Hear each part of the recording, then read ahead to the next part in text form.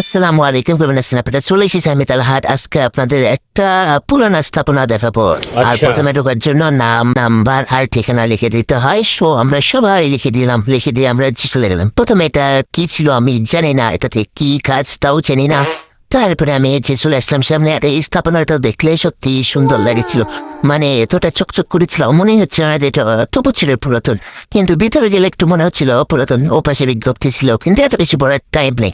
এপাশে এটা সম্পর্কে অনেক কিছু ছিল, কিন্তু আমরা পড়িনি। কিন্তু যদি আপনার পড়তে মন চায় তাহলে আপনি ভিডিও ঠেকায় রেখে পড়তে পারেন। তারপরে আমরা এখন ভিতরে ঢুকে গেলাম। আর একটু ভিতরে ঢোকার পরে বাচ্চারা চাপাচাপি করছিল, দৌড়ে করেছিল। আর এটা সামনে পিছন চার সাইডে একই ডিজাইন, মানে আপনি বুঝতেই পারবেন না কোনটা সামনে কোনটা পিছন।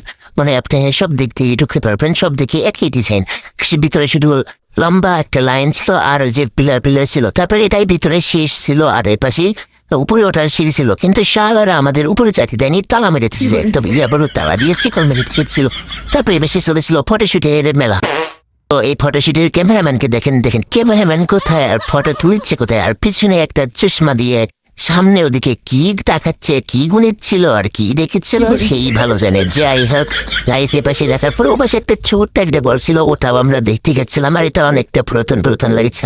বাচ্চারা দিকে খেলাধুলা করেছিল, কিন্তু আমি একটু ভিতরে ভিডিও করার জন্য ইসলাম ক্যামেরা দৌড়ার সাথে সাথে ওরা দৌড়ে বেড়েছে, মানে ভয় পেয়ে গেছে। মানে এটা কোনো কথা? তো আমরা টাটা জানে আর চলে যাচ্ছি। আর ভিডিওটা কেমন লাগলো, ভালো লাগলে লাইক কমেন্ট শেয়ার করবেন, ঠিক আছে। আর আমার পাশে থাকবেন। ধন্যবাদ সবাইকে।